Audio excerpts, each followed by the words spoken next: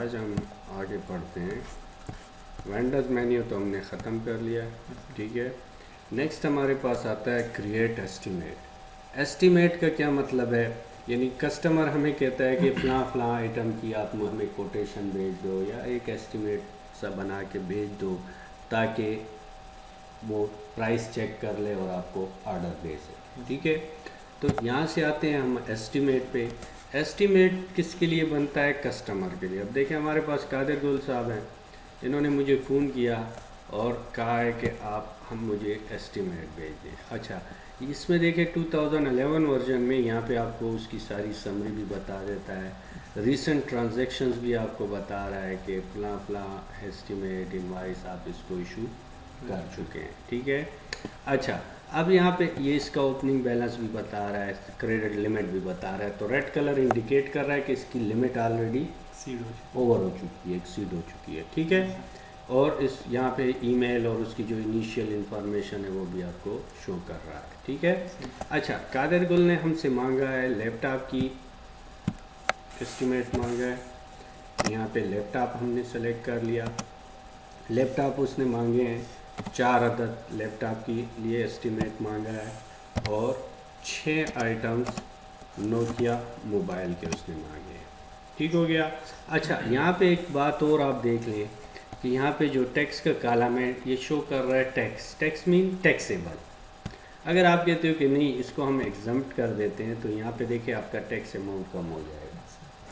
इसी तरह इसको भी अगर हम एग्जम्प्ट कर देते हैं टैक्स से, यानी नन कर देते हैं, तो आपका टैक्स ऑटोमेटिकली देखें उस पर अप्लाई है 16%, लेकिन आइटम पे एप्लीकेबल नहीं है। तो वो आप स्पेसिफिकली किसी एक इंडिविजुअल के लिए आप टैक्सेबल नॉन टैक्सेबल भी कर सकते हैं, लेकिन नॉर्मली मार्केट में अगर आइटम टैक्सेबल है तो उस पर टैक्स चार्ज होगा, ठीक है। तो इसका देखिए 77,120 रुपीज़ टैक्स आ रहा है, जो कि इसकी इन टोटल एस्टिमेट अमाउंट में जमा हो गया है। प्रीव्यू कर दें तो यहाँ पे देखें हमारे पास हमारी कंपनी का ऊपर address, phone number, fax number, email address, website सारा लिखा हुआ है। एस्टीमेट नंबर 3 है, डेट आपको शो कर रहा है आज की, किसके लिए, कादिर गुल, उसका एड्रेस, नीचे डिस्क्रिप्शन, क्वांटिटी, सारी डिटेल, और नीचे सब टोटल और ग्रैंड टोटल वगैरह प्लस टैक्स अमाउंट सारा कुछ मेंशन है। तो ये एस्टीमेट हमने बना लिया, सेव एंड न्यू। इसी तरह ये आपको बार बार नोटिफाई करेगा क्योंकि वहाँ पे हमने 1,25,000 इसकी लिमिट दी थी। है नहीं हो हमारा कोई रियल ट्रांजेक्शन तो नहीं, जस्ट सीक्रेट है, इसको यस कर दिया। इसी तरह नेक्स्ट कस्टमर आपको कहता है कि जी आप हमें एस्टीमेट बना दो, तो फिर सेम प्रोसेस से आप एस्टीमेट यहाँ से बना सकते हैं, ठीक है।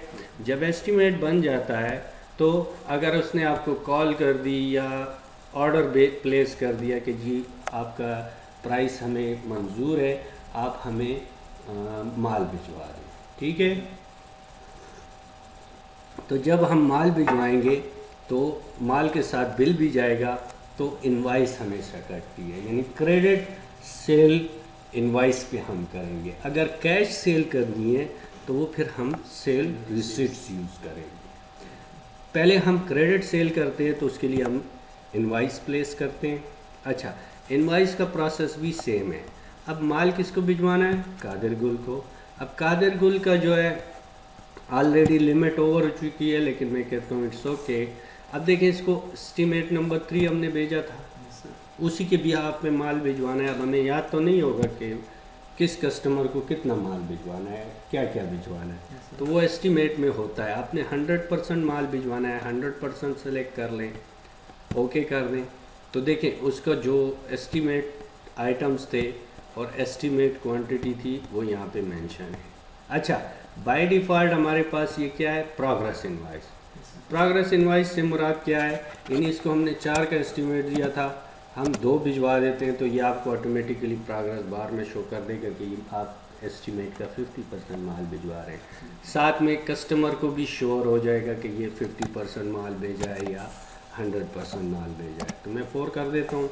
अब देखिए प्रोग्रेस इनवाइस की शक्ल कैसी है, ये इसका एक फॉर्मेट है प्रोग्रेस इनवाइस का। उसमें आपको सारा estimate value plus total value सारा कुछ लिखा हुआ है। अब देखिए estimate value and and value दोनों एक जैसी हैं। ये स्टार का मतलब है कि ये अमाउंट एक्सीड कर गया है कॉलम से। इसको आप कस्टमाइज में जाके कॉलम की विड्थ थोड़ी ज़्यादा कर दें तो ये ऑटोमेटिकली सेट हो जाएगा। यहाँ पे हमारे पास सब टोटल आ गया, प्लस सेल टैक्स अमाउंट आ गया, तो टोटल अमाउंट आ गया। अभी तक इसकी कोई क्रेडिट हमारे पास अवेलेबल नहीं है और ये इसका टोटल बैलेंस आ गया इनवॉइस का। ठीक है, इसको जो ही आप सेव करोगे तो आपके किन किन अकाउंट पे इफेक्ट आएगा, आपका अकाउंट रिसीवेबल इंक्रीज हो जाएगा, प्लस आपकी इन्वेंट्री कम हो जाएगी और प्लस आपके FBR में भी इंक्रीज आएगा। यहाँ पे देखिए FBR आपका इंक्रीज हो गया है। और यहाँ पे आके अगर आप चेक करते हो तो कस्टमर जो है कादिर गुल, उसका भी देखें इस पे इनवाइस नंबर 2 कट चुकी है और इसको इनवाइस नंबर 3 पे भी पेमेंट हो चुकी है। अगर आप यहाँ पे आके ट्रायल बैलेंस चेक करोगे तो यहाँ पे हम आ जाते हैं, ट्रायल बैलेंस चेक करते हैं तो कादिर गुल साहब हमारे पास क्या थे, रिसीवेबल थे। तो अकाउंट रिसीवेबल सेलेक्ट करते हैं तो यहाँ पे देख लें कादिर गुल साहब को इनवाइस नंबर 2 इशू हो गई थी। ठीक है, इसी तरह अगर आप आके इन्वेंट्री चेक करते हो तो ये हमारे पास इन्वेंट्री एसेट है। तो यहाँ पे देखें ये लास्ट जो है 2 एंड ये अमाउंट क्रेडिट हो चुका है। ठीक है, इसी तरह अगर आप आते हो सेल टैक्स पे तो देखिए कादिर गुल साहब से सेल टैक्स पेएबल हमने कलेक्ट किया है। तो इस पर डबल क्लिक कर दें तो ये देखें FBR क्रेडिट हो गया 77,120 जो सेल टैक्स अमाउंट बन रहा था। तो वो ऑटोमेटिकली आपकी जितनी कलेक्शन होगी वो उस सेल टैक्स में जमा होती रहेगी। अच्छा, नेक्स्ट हमारे पास आता है कि हम पेमेंट रिसीव करते हैं। चूँकि क्रेडिट ट्रांजैक्शन थी तो इसकी पेमेंट हमें कब होगी, बाद में होगी, हफ्ते बाद, 10 दिन बाद, या जो टर्म्स एंड कंडीशन चल रही है। तो अब हम आते हैं पेमेंट रिसीव करते हैं तो कस्टमर मेन्यू में आके हम क्लिक कर देंगे रिसीव पेमेंट पे। ये हमारे पास रिसीट फॉर्म है। जब भी आप पेमेंट रिसीव करोगे, जिससे पेमेंट रिसीव कर रहे हो उसका नाम सेलेक्ट करेंगे। अच्छा, ये उसकी तमाम बिल्स जो रिसीवेबल्स हैं नीचे लिस्ट में शो हो जाएंगे। अब 1 बाय 1 एक एक बिल पे आप क्लिक करें, देखिए तो ये आपको डिटेल शो करेगा। अच्छा, जब आप इसको सेलेक्ट कर लोगे तो ये आपको कह रहा है कि ऑटोमेटिकली कैलकुलेट पेमेंट। मैं इसको कह देता हूँ नो। ठीक है, मैं खुद ही कैलकुलेट कर लूँगा। अच्छा, अगर इसका डिस्काउंट बन रहा है या कोई क्रेडिट आप इसको दे रहे हैं तो यहाँ पे आप फिर एक अकाउंट बना लोगे सेल डिस्काउंट के नाम से। ये देखें, अगर बना हुआ है तो सेलेक्ट कर लें, अगर नहीं तो बना लें। बनाएंगे कैसे, ऊपर ऐड न्यू हमारे पास ऑप्शन है, ऐड न्यू से हम बना सकते हैं।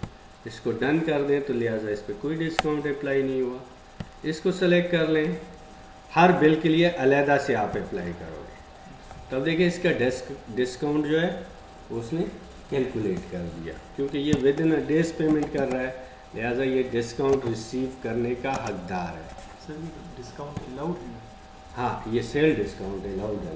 ये तो इनकम का वो शो कर रहा है। तो ये कैलकुलेशन के लिए इनकम है, लेकिन ये शो होगा डेबिट साइड पे। अभी बताता हूँ, ट्रायल बैलेंस होगा डेबिट साइड पे, लेकिन क्विक बुक में ये इसको इनकम टाइप में लेता है। अगर एक्सपेंस पे लोगे फिर ये क्रेडिट पे चला जाएगा। ठीक है, इसी तरह ये दूसरे बिल की पेमेंट भी कर रहा है, तो अगर इस पे भी इसको डिस्काउंट अलाउड है चेक कर लें। ठीक है, शो कर रहा है। अगर इसमें कोई कमी बेशी करनी है मैनुअली कर भी सकते हैं। डन कर दें तो ये आ गया। अब ये पेमेंट इसने बाय चेक की है तो यहाँ से हम चेक नंबर लिख देंगे, सेव एंड क्लोज। तो यहाँ पे देखिए कादिर गुल साहब का बिल क्या हो गया, 0 हो गया। यहाँ पे देखें हमारे पास अकाउंट रिसीवेबल क्या हो गया, 0 हो गया। अब ये पेमेंट जाएगी कहाँ, ये पेमेंट कैश में या बैंक में नहीं जाएगी। ये एक अकाउंट है with the name of undeposited fund. देखें अनडिपॉजिटेड फंड आपका इंक्रीज हो चुका है। अगर इस पर आप डबल क्लिक करते हो तो यहाँ पे देखिए कादिर गुल साहब से आपने रिसीविंग ली है, रिसिप्ट यानी कैश लिए या चेक लिए in the form of payment आपने रिसीव की है। तो फिर हम क्या करते हैं at the end of the day, यानी आपके पास सुबह से शाम तक मुख्तलिफ पेमेंट्स आ गई, या लेट सपोज एक और एंट्री भी मैं कर लेता हूँ कैश सेल की। अभी देखें कैश सेल हमें कैसे पता चलेगा। यहाँ पे हमने सेल कर दी सईद के ऊपर, ठीक है, नोकिया मोबाइल सेल किए हैं, कैश पेमेंट है, ठीक है, 3 अदर नोकिया मोबाइल। तो देखें ये सेल रिसीट का मतलब क्या है कि सेल भी हो रही है, रिसीट भी हो रहा है। देखें ऊपर क्या लिखा हुआ है, सेल रिसीट। ये इनवाइस नहीं है, इनवाइस क्रेडिट सेल के लिए इशू होती है। तो ये आपकी एक रसीद भी है और एक इनवाइस भी है।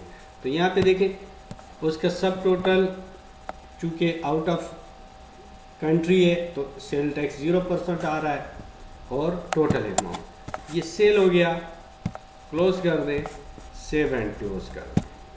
तो ये अमाउंट भी देखें कहाँ आ गया, अनडिपॉजिटेड। अब अगर आप रिसीवेबल पे आते हो तो देखें रिसीवेबल आपका 0 है, ठीक है। क्यों 0 है, क्योंकि ये तो हमें क्रेडिट पे गया ही नहीं है, कैश पे गया है, या जो भी गया है कैश पे होता है नॉर्मली। तो फिर हम इसको at the end of the day यहाँ से मेक डिपॉजिट करेंगे। मेक डिपॉजिट का मतलब आज दिन ख़त्म हो गया तो हम चेक करते हैं कि हमारे पास कितनी पेमेंट्स हैं। अब देखिए PKR की अलहदा से पेमेंट आएगी, वो अफगानी का है। तो PKR में एक पेमेंट आई है, इसको सेलेक्ट कर लें। अगर एक से ज़्यादा हो तो नीचे टोटल के साथ आप कैश को गिन लें, टैली कर लें कि आया ये इक्वल है या नहीं है। टैली करने के बाद आप इसको क्या करोगे, ओके करोगे। ओके करने के बाद आप इसको, क्योंकि चेक था तो ये चेक हम भिजवा देंगे UBL करंट डिपॉजिट स्लिप साथ करके, सेव एंड न्यू, ठीक है। तो ये आपकी डिपॉजिट की एंट्री आ गई, ठीक हो गया। अब एक एंट्री डिपॉजिट हो गई है, दोबारा आते हैं मेक डिपॉजिट पे। तो देखें दोबारा जब मैंने क्लिक किया तो फिर दूसरी करेंसी का नंबर आ गया। यहाँ पे आके आप इसको पेमेंट की टाइप को फिल्टर भी कर सकते हो कि सिर्फ कैश एंड चेक्स या क्रेडिट कार्ड की जो पेमेंट्स है वो, या आप यहाँ से मैनुअली करेंसी भी चेंज कर सकते हो, ठीक है। पेमेंट मेथड भी चेंज कर सकते हो बाय डेट वाइज, ठीक हो गया। तो इसको हम भिजवा देते हैं काबल बैंक, 22,500 की अमाउंट है, ये हम भिजवा देते हैं कहाँ पे, UBL करंट में तो जाएगा नहीं, अफगानी अकाउंट हमारे पास काबल बैंक में है, इसको हमने डिपॉजिट कर दिया, ठीक है। अच्छा एक्सचेंज रेट क्या है, जिस रेट से आप डिपॉजिट कर रहे हो यहाँ पे, क्योंकि फॉरेन करेंसी का वो लेक्चर नहीं भूलना, एक्सचेंज रेट जहाँ पे भी फॉरेन करेंसी आएगी वहाँ पे एक्सचेंज रेट आएगा, ठीक है। इसको सेव एंड क्लोज करिए। देखें आपका अनडिपॉजिटेड फंड क्या हो गया, 0 हो गया, मतलब कल के लिए रेडी है, गला खाली है, कल दोबारा रिसीट्स आएंगी, फिर पेमेंट्स होंगी। काबल बैंक में आ जाए तो देखें वो 22,500 चेंज हो चुके हैं 45,000 रुपये में। इसी तरह UBL करंट आ जाए तो UBL करंट में जो डिपॉजिट हुआ था वो इस तारीख का है, तो जब आप इसको रिकनसाइल करेंगे तो डेट वगैरह सारी लिखी होगी, रिकनसिलेशन के लिए भी आसानी रहती है, ठीक हो गया। तो हमने आज क्या पढ़ा, इनवाइस पढ़ी क्रेडिट सेल के लिए, सेल रिसीट कैश सेल के लिए, उसके बाद रिसीव पेमेंट। तो रिसीव पेमेंट करने के बाद at the end of the day पे मेक डिपॉजिट मस्ट करना है। अब देखिए कोई डिपॉजिट नहीं है तो एम्प्टी है, ठीक हो गया, काफ़ी है।